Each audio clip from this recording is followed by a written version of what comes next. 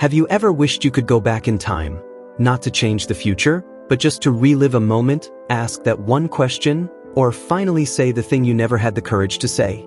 Imagine being offered that chance, but with a catch so strange, so oddly poetic, it almost feels like a riddle. That's exactly what happens in this tiny cafe tucked away in a narrow alley of Tokyo, where time travel is possible, but only if you follow a very peculiar set of rules. The coffee shop's name doesn't matter much. It's old, quiet, and always cool inside, almost like time itself doesn't move there. But here's the strange part. In this cafe, you can go back to the past, but only while you sit in a specific seat, only during the time your coffee stays hot, and no matter what happens, you cannot change the present. Now, I know what you're thinking. What's the point of going back if nothing changes? But that's where this story grabs your heart in the most unexpected way. Because sometimes, it's not about changing events, it's about changing ourselves. The story begins slowly, like the first few drops of coffee dripping into a cup. We meet a woman named Fumiko, sitting at her table in silence, staring at the door as if expecting someone. And then we learn, she is waiting. Her boyfriend, Goro, left for America without saying goodbye. She wants closure, an answer, something. Her heart is stuck in this strange limbo between hope and regret. And so she decides to take the seat. The rules are strict. You can only meet someone who has visited the cafe before. You can't leave the seat. You have to drink the coffee before it goes cold, or you'll be trapped. Forever. No drama, no fireworks. Just quiet, unchangeable consequences. But let me tell you something surprising. Despite how rigid those rules sound, what unfolds is anything but lifeless. In fact, it's emotionally explosive. Fumiko goes back and sees Goro again. She doesn't get to change what happened, but she does get clarity. She understands him in a way she didn't before. And when she comes back to the present, she's not healed, exactly, but lighter. As if the ache in her chest isn't as sharp anymore. Now here's where things get really interesting. The cafe doesn't just serve one story. It becomes this sacred place where multiple people, all broken in different ways, come hoping for a second chance, not at rewriting their story, but rereading it with a wiser heart. There's Kotake, a nurse, whose husband Fuseiji has early onset Alzheimer's. He doesn't even remember her most days. She finds a letter he wrote before the illness took hold, and yes, she uses the chair to go back, just to hear his voice when he still remembered her. Imagine that, using time travel not to stop a disease, but just to hold on to a memory that was already slipping away. It's painful. It's beautiful. And it hits you hard, because how many of us are watching someone fade, knowing we can't hold them forever? And then there's Hirai. She runs a bar, seems tough on the outside, but her story is full of regrets. She avoided her younger sister Kumi for years, choosing her freedom over family. But when tragedy strikes, it's too late to fix things. Or so it seems. She uses the cafe's time travel not to undo the past, but to finally say the words she never said. It doesn't change what happened, but it gives her peace. And that's the twist no one expects. This book isn't about bending time. It's about accepting time.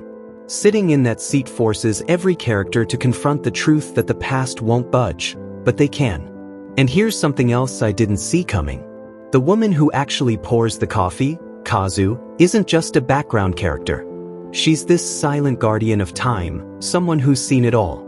She never judges. She never gets emotional.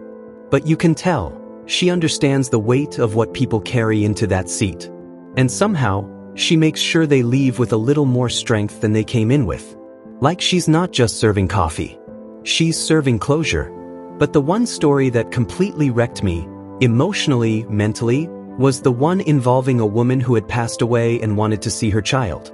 I won't spoil the details, but just know this. When a mother tries to hold her baby one last time, even knowing she can't stay, even knowing she can't change anything, that kind of love breaks you and heals you in the same breath. The beauty of Before the Coffee Gets Cold isn't in its plot twists or its sci-fi gimmick. It's in its honesty. It tells you, time is merciless. The coffee will get cold. The moment will pass. But sometimes, the act of trying to understand someone, of being present in that one brief encounter, is more powerful than any miracle. And isn't that what so many of us are craving? Not a new reality, but a deeper understanding of the one we already lived through? And here's the kicker. The book doesn't wrap everything up with a bow. It doesn't hand you a lesson on a silver platter. Instead, it gently places a mirror in front of you and asks, what would you do if you had that one chance? Who would you visit? What would you say? And even knowing that you can't change the outcome, would you still go? It's those questions, the ones that echo in your mind long after the story ends, that make this book unforgettable. Every sip of coffee in this cafe feels like a countdown. Every visit feels like a heartbeat you can't get back. And yet, every character walks away changed, not because the past changed, but because they did. Now think about this. How often do we walk away from someone we love, assuming there's still time to come back, to fix things, to say what needs to be said? We put it off, thinking tomorrow is guaranteed. But what if it isn't? That's the haunting question this story keeps whispering in your ear. Not to scare you, but to remind you, time doesn't wait. And that's the strange irony of this cafe. Even though it offers time travel, it actually teaches us to live more fully in the now. There's a scene toward the end that stays with you like the smell of strong coffee on your fingers long after the cup is empty. A woman named Kei, Kazu's cousin, is expecting a baby, but her health is fragile. She's caught between fear and fierce love, unsure if she'll even live to raise her child. So when she chooses to go to the future, to meet the daughter she might not get to know, it's not just brave, it's heartbreaking. She doesn't go to prepare her child. She goes to prepare herself. And in doing so, she discovers something deeply human. Sometimes, love means letting go, even before the moment arrives. And I think that's the thread that runs through every story in this book. It's not about regret alone. It's about grace. About learning how to carry sorrow without letting it break you. How to face a moment that hurt you and come out with your heart still open. That's what the cafe gives people. Not a do-over, but a quiet kind of redemption. But let me share something unexpected. This book, for all its melancholy and soft sadness, is not heavy. It's strangely comforting. Like a warm blanket on a cold morning, it wraps you in this delicate balance of joy and ache. It reminds you that it's okay to miss someone forever, that some goodbyes don't have clean endings, that closure isn't always about answers, it's about presence, about showing up, even if just for a moment. And here's what hit me hardest. None of the characters leave the cafe fixed. They're not suddenly free of grief or transformed into new people, but they're seen. They're heard. And in a world where we're constantly rushing, constantly scrolling, constantly moving forward without looking back, sometimes being seen is the most healing thing there is. Toshikazu Kawaguchi could have written this story with big drama or elaborate sci-fi twists. But he chose stillness. Simplicity. He chose a little cafe where the rules are strict and the moments are fleeting, because in that limitation he finds the truth. That life is made of short, imperfect, beautiful conversations. The kind you don't realize matter until they're over. And if you're listening to this wondering, would I sit in that chair? Would I go back? That's the real magic of this book. It's not about what the characters do. It's about what you feel. Who comes to your mind when you hear their stories? What memory do you wish you could step back into, even if just to feel it one more time before the coffee gets cold?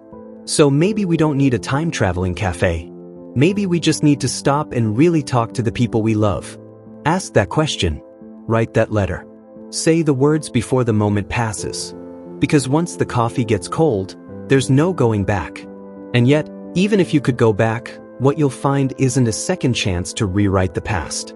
It's a gentle, quiet way to rewrite yourself. And honestly, that might be enough. Feel like you're meant for more, but don't know how to get there? You're not alone. Every success story starts with doubt and a spark. The Self-Made Millionaire, Zero to Wealth isn't just a book. It's your roadmap to purpose, confidence, and success, built on real lessons from real millionaires. One reader said, "It didn't feel like a book. It felt like my future talking to me." Inside, you'll find the exact mindset and principles used by the world's most successful people. No fluff, just real, life-changing wisdom. Ready to take the first step? Get it 100% free Just subscribe and comment book below.